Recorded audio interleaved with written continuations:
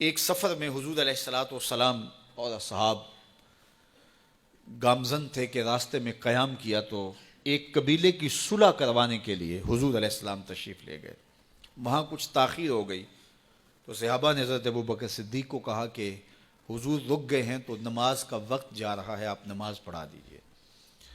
تو حضرت ابوبکر صدیق رضی اللہ تعالیٰ عنہ مصلی پہ کھڑے ہو گئے. اب نماز شروع ہوگی، ادھر سے حضور بھی فارغ ہو گئے تو آقا کریم تشریف لائے. تو آقا کریم علیہ السلام جو ہی تشریف لائے تو صحابہ کی صفیں بندی ہوئی تھیں. حضور کو دیکھا، انہوں نے راستہ چھوڑ دیا. پیچھے سے لے کر کے مصلی تک صحابہ نے حالت نماز کے اندر حضور کے لیے راہ کشادہ کر دی. کاش کہ یہ حدیث سب لوگوں نے پڑھی ہوتی اور امت میں اتنے فرقے نہ بنتے اور یہ سوچ کبھی نہ پنپتی کہ نبی کے خیال سے نماز ٹوٹتی ہے. یہاں تو راستے چھوڑے جا رہے ہیں، یہاں تو پروٹوکول دیا جا رہا ہے. اللہ اکبر. اور یہ حدیث کہیں چھپی نہیں ہے، بخاری کے اندر چھپی ہوئی. اللہ اکبر. آقا کریم علیہ السلام تشریف لائے تو صحابہ نے راستہ چھوڑنا شروع کر دیا. نماز بھی چل رہی ہے اور حضور کا راستہ بھی چھوڑ رہے ہیں. بالکل حضرت ابوبکر صدیق کے پیچھے آ کے حضور کھڑے ہو گئے.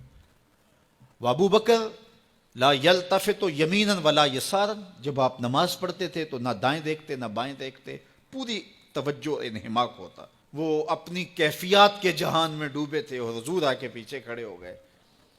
صحابہ نے اپنے ہاتھوں کی پشت پہ ہاتھ مارنے شروع کر دیے.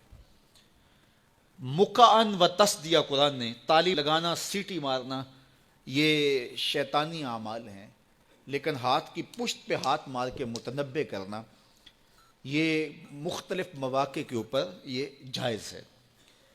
تو اب جب حضور آ کے پیچھے کھڑے ہو گئے اور صحابہ سمجھے کہ حضرت ابوبکر صدیق ایک استغراق کے عالم میں ہیں، ایک کیفیت کے جہاں میں ڈوبے ہیں، تو انہوں نے اپنے ہاتھوں کی پشتوں پہ ہاتھ مارنے شروع کر دیے. تو حضرت صدیق اکبر سمجھ گئے کوئی غیر معمولی واقعہ ہو گیا. دیکھا پیچھے حضور کھڑے تھے. اللہ اکبر. تو حضرت صدیق اکبر مصلی سے سرک کے پیچھے آنے لگے تو آقا کریم نے اشارہ کیا، رکو نماز پڑھاؤ. سیدنا صدیق اکبر اس کے باوجود پیچھے آ گئے. کبھی ہوتا ہے حکم اور کبھی ادب آگے ہوتا ہے. اللہ اکبر. حضرت سیدنا علی المرتضیٰ رضی اللہ تعالی عنہ کو کہا نا حضور نے صلح حدیبیہ کے موقع پہ، صلح نامہ لکھوایا جا چکا تو لکھا یہ محمد رسول اللہ اور قریش کی جانب سے ہے. تو عروہ نے کہا اگر محمد رسول اللہ مان لیں ہم تو پھر لڑائی کس چیز کی ہے؟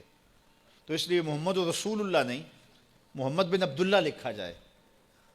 تو وہ اس بات پہ بضد ہو گئے اور اگر ایسا نہیں ہوتا تو معاہدہ ٹوٹ رہا تھا. تو حضور نے حضرت علی المرتضیٰ سے کہا کہ چلو رسول اللہ کا لفظ مٹا دو. عرض کی میں تو نہیں مٹاؤں گا، میں تو نہیں مٹاؤں گا، یہ نام میں تو نہیں مٹا سکتا. پھر حضور نے خود مٹایا. اب یہاں حضور نے کہا ابو بکر رکو، لیکن حضرت ابو بکر نہیں رکے، پیچھے آ گئے.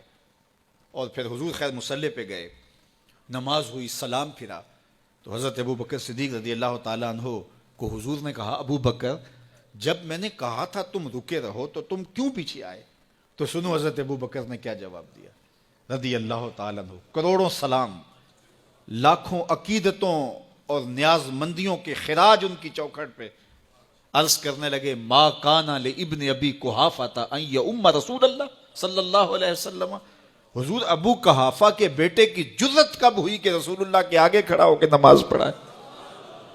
یہ ابو قحافہ کے بیٹے کی ہمت کب ہوئی کہ رسول اللہ کے سامنے کھڑا ہو کے نماز پڑھائے؟ تو ادب پہلا کرینہ ہے محبت کے کرینوں میں.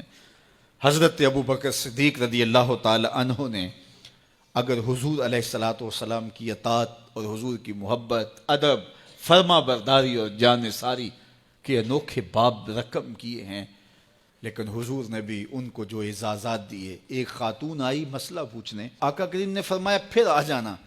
اس نے کہا پھر آؤں اور آپ نہ ملیں؟ تو کہا میں نہ ملوں ابو بکر تو ملیں گے نا.